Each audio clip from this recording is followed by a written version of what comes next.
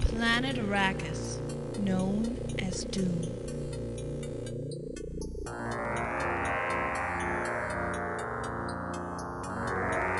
Land of Sand.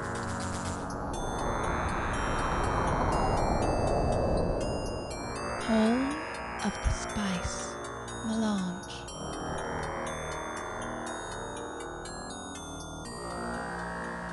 The spice controls the empire.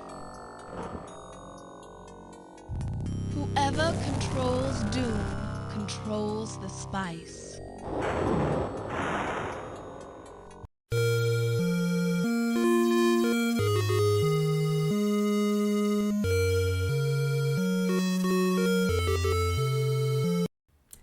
With Dune Part 2 hopefully being released later this year, I think it's a good idea to go back to the original Dune to talk about something that's been a sort of mystery to me. I haven't seen many people talking about this either, so why not make a video? This video will also contain a lot of spoilers for Dune 2021 and also parts of the book, so keep that in mind please. The Dune series written by Frank Herbert is a famously dense book that has been plagued with adaptation issues for a very long time. The books are dense, with a lot of internal monologue and dream sequences or visions, and that can get very confusing to someone, especially even more when you're trying to do that on a screen. So credit where it's due to Denis Villeneuve for managing to make a largely coherent movie full of largely good decisions about how and what to adapt for the screen. A big part of that is to implement clever scenes that rely on the show don't tell philosophy of visual storytelling and allow the audience to piece together the meaning of what's being shown, but not necessarily all at the same time. One of my favorite examples is the confrontation between Jamis and Paul. To set the scene, Paul and Jessica are on the run from House Harkonnen after the latter executed a brutal surprise ambush on the Atreides' stronghold on Arrakis.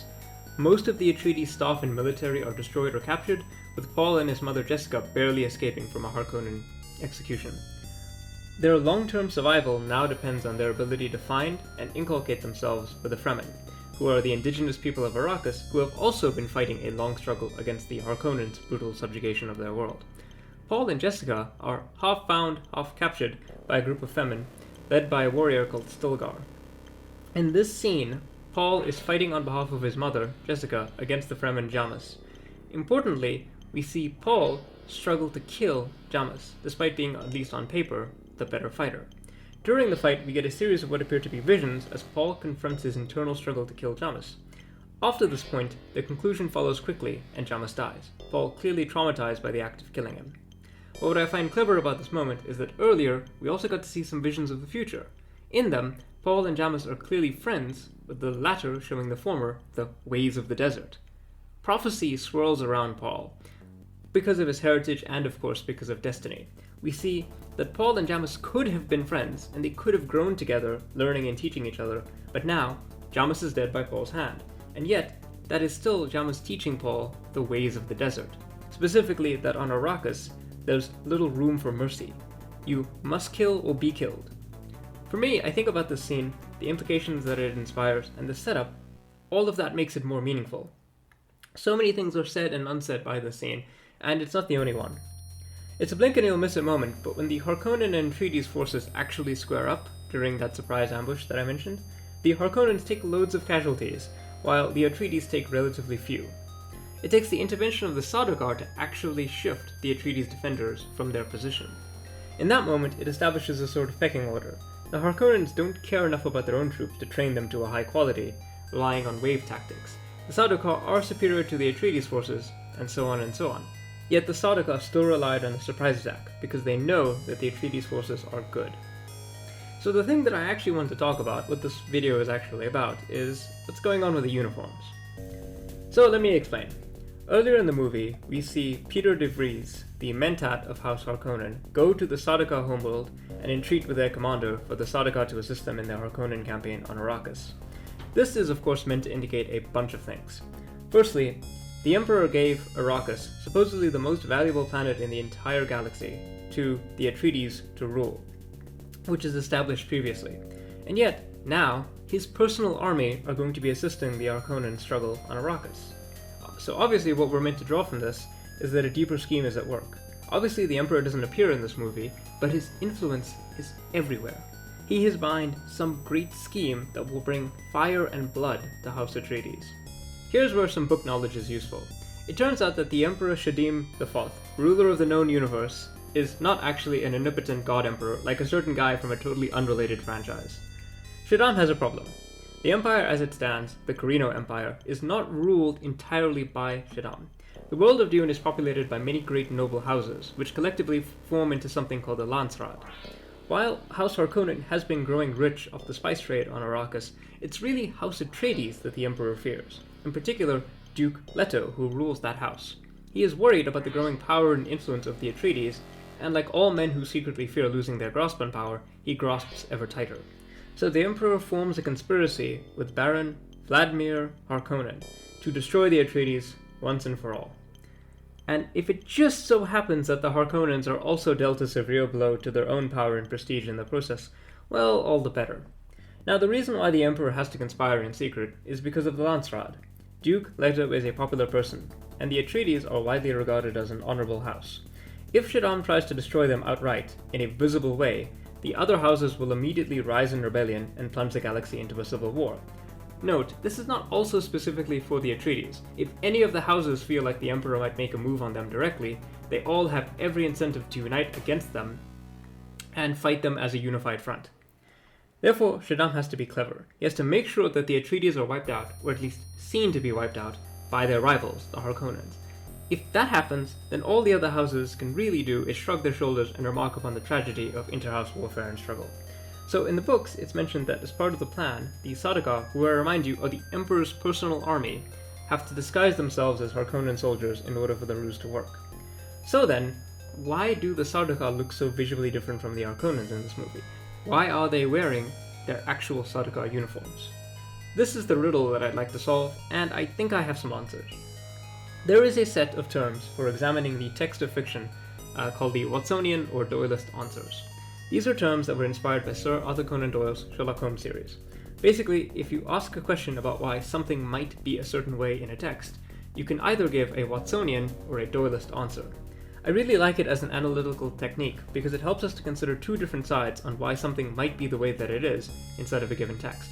The Watsonian answer means that you're using some kind of internal story logic to justify the explanation. Just like how Dr. John Watson provides the commentary for the adventures of Sherlock Holmes, the Watsonian answer relies on Watson's perspective and therefore the internal logic and explanations that are within the story. For example, why are the stormtroopers such bad shots in the first Star Wars movie? Well, a Watsonian answer might be that Darth Vader and the Imperial High Command want the rebels to escape the Death Star so they can follow them to the hidden rebel base. That wouldn't be possible if they're all dead, so Vader is more than willing to throw away many stormtroopers on keeping up the illusion that the rebels escaped by the skin of their teeth, because if they just let them go, they might be suspicious enough to sense that it was a trick. The Doyleist answer is a reference to the author himself. To give a Doyleist answer relies on an external explanation to explain something internal to the story. For example, why does the character of Geralt in Season 4 of The Witcher suddenly look so different? The Doyleist answer would be that the previous actor, Henry Cavill, left the production, so they had to recast him. The characters inside the story don't see anything different, and they continue as per normal. So with that in mind, let's try to give some Watsonian and Doyleist answers to the question of why the Sardaukar aren't disguised in the movie. I'll start with the Doyleist answers first, because I think they're easier. Well, making a movie is a very difficult endeavor. There's a lot of moving parts, and you don't have an unlimited time or budget.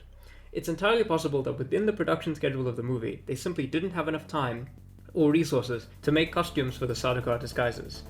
Or maybe they felt that their resources were better spent on other aspects of the production, like the visual effects. Film is a storytelling medium, and visual clarity is a very important fact to that. Keeping everyone in distinct outfits helps to differentiate the action and the scenes for the audience at large, so it's always instantly understandable who might be fighting whom.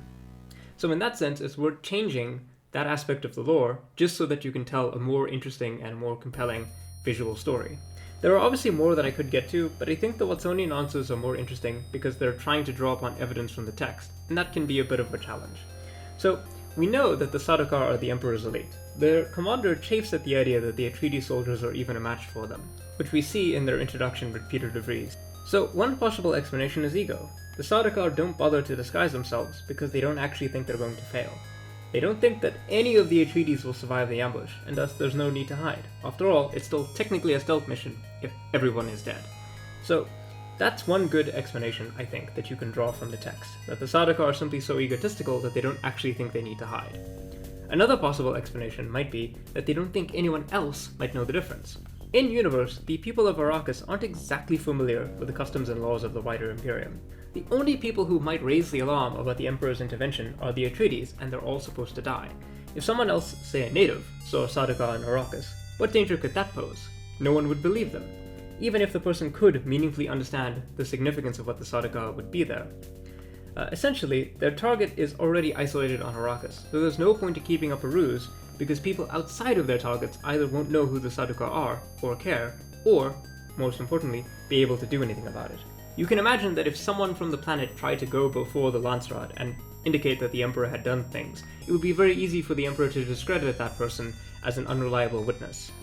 There's also a blurring between Watsonian and Doylist stances here, as trying to keep the Sardaukar visually distinct aids in the visual clarity of the movie, even if there might be an in-universe lore explanation for it. I'm sure you have some ideas as well, so feel free to list them in the comments. My point in making this video is not to complain about the movie and how it changed something from the book and, that's why it's bad. I think you have to make sacrifices for the sake of adaptation. I also think, as I've demonstrated, that there are some satisfying answers both in-universe and out to this question. Certainly in-universe, I think it's interesting to emphasize this aspect of the Sardaukar, that they are incredibly prideful, and as we know, pride cometh before the fall. Certainly, I would buy that the Sardaukar are so confident in their success that they don't care about hiding their involvement, which makes their eventual downfall all the more fulfilling. The audacity of this plan is what makes it compelling, and in that sense, the movie plays on that. I hope that in Dune Part 2 we can continue to get some fantastic storytelling, action sequences, and so on, and then of course, maybe I can make more videos about little details like this. Remember to like and subscribe, and maybe give this video a share. Take care everyone.